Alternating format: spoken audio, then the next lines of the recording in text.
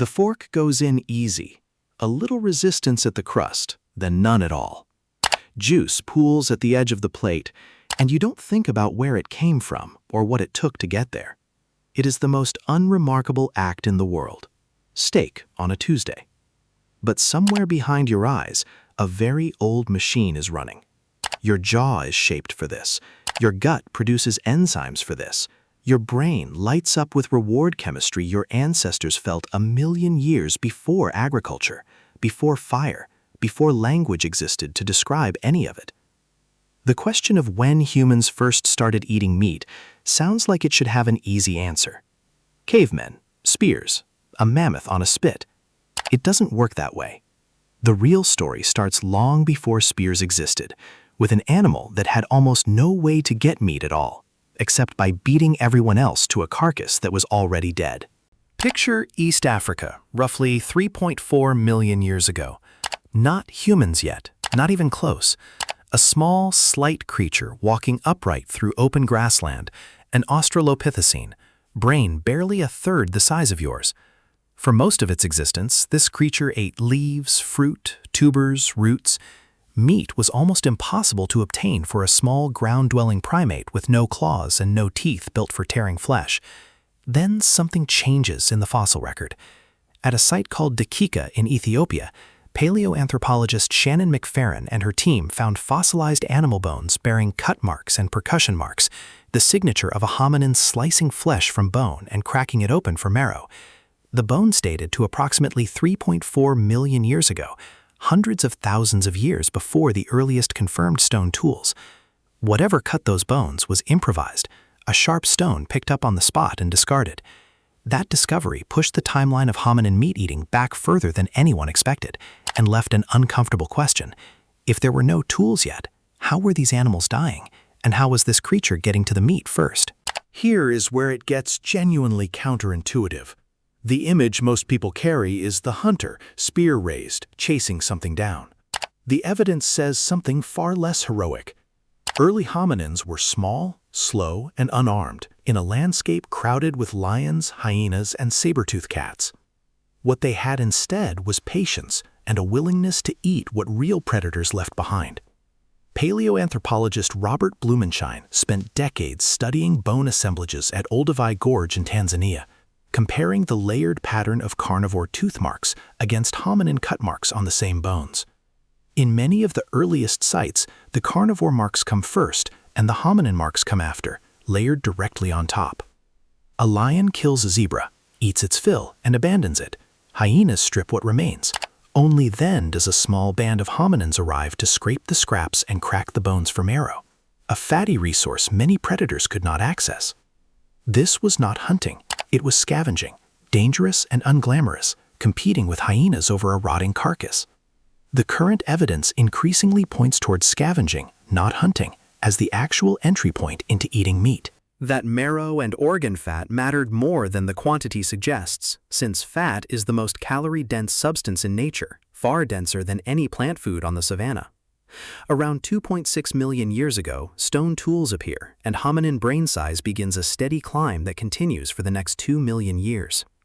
Anthropologist Leslie Aiello and physiologist Peter Wheeler proposed the expensive tissue hypothesis in 1995. The brain burns roughly 20% of resting energy, despite being a small fraction of body mass, so supporting a bigger brain meant shrinking another expensive organ. Their analysis pointed to the gut. As diets shifted toward calorie-dense food, meat and marrow among it, the gut could shrink, freeing energy for a growing brain. Meat didn't make humans smart on its own, but it may have made a hungrier brain possible at all. Fire changed the equation completely. Raw meat is tough to chew and only partially digestible. Cooking breaks down muscle fibers before food reaches the stomach, so the body spends far less energy extracting far more calories from the same piece of meat. Primatologist Richard Wrangham has argued that cooking, not raw meat alone, was the true turning point behind the brain expansion that defines Homo erectus. The oldest confirmed evidence of controlled fire, burned bone and ash deep inside Wonderwork Cave in South Africa, dates to roughly 1 million years ago. A raw scavenged carcass and a cooked joint of meat are biologically almost two different foods. The story isn't a clean upward march, though. A 2017 reanalysis in the Journal of Human Evolution revisited early cut mark sites and found some where hominin marks sit beneath carnivore marks, meaning hominins sometimes got there first and were pushed off. Early meat acquisition was likely a shifting mix, sometimes scavenging, sometimes claiming a fresh kill fast, sometimes small game caught directly. What's consistent is that meat entered the diet earlier and more often than researchers assumed 20 years ago. Hunting itself, real deliberate hunting, took far longer to arrive. The earliest strong evidence for coordinated hunting comes from wooden spears found at Schöningen in Germany, dated to roughly 300,000 years ago, preserved in waterlogged clay. These were balanced, aerodynamic throwing spears, the product of generations of accumulated knowledge. By the time hunting became reliable, the relationship between humans and meat had already been shaped by more than 3 million years of scavenging. Picture a small band on the savanna 2.5 million years ago. Vultures spiral toward a stand of acacia trees, a kill. Lions still nearby. The band waits on a low rise, patient. When the lions retreat to shade, the group moves fast in a tight cluster, using fist-sized stones to slice hide and crack bone for marrow. They eat much of it raw, right there, because carrying it risks losing it to something faster or more desperate. This is not the noble hunt of imagination. It is tense, opportunistic, calorically desperate work, and almost certainly one of the moments that made the rest of human evolution possible. Meat's role kept shifting after that. As humans spread into colder latitudes where plant food was scarce for much of the year, meat and fat became a larger share of the diet out of necessity, a pattern still visible in the Inuit today. Roughly 10,000 years ago, agriculture turned meat from a windfall into something raised and controlled, but it stayed expensive and tightly tied to status for most of the millennia that followed. Livestock represented stored wealth, and killing an animal meant sacrificing future milk, wool, or labor. Archaeologist Naomi Sykes of the University of Exeter found a stark divide in medieval bone remains.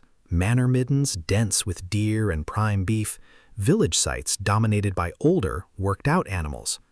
For most people across most of agricultural history, meat was an occasional reward, not a daily food. The real rupture, mirroring what happened with sugar and salt, is barely a century old. Industrial animal agriculture, refrigeration, and the assembly line slaughterhouse transformed meat into something available every day in nearly unlimited quantity. Per capita meat consumption in wealthy countries now sits at levels unimaginable before industrialization. The craving your body carries for fat and protein was shaped across 3 million years of scarcity and scavenged scraps. It was never designed for a world where meat is a menu item ordered without a second thought. That mismatch is not a flaw in you. It's an ancient, hard-won craving meeting a supply chain your ancestors could never have imagined, not even crouched near a carcass, waiting for the lions to leave. The fork goes in easy now. No waiting, no danger, no competing predators. Just reward circuitry your species spent millions of years building, firing exactly as designed, for a piece of meat that took no real risk to reach your plate. The taste is the same one that once meant survival on an open savanna. Only the ease is new. If you made it this far, you are exactly the kind of person this channel exists for. We make videos like this one every week about ancient human behavior, about what your body still remembers, about the gap between the world you were built for and the one you actually live in. If that is something you want more of, hit subscribe. It costs you nothing, and it tells the algorithm that this kind of storytelling is worth keeping alive. See you in the next.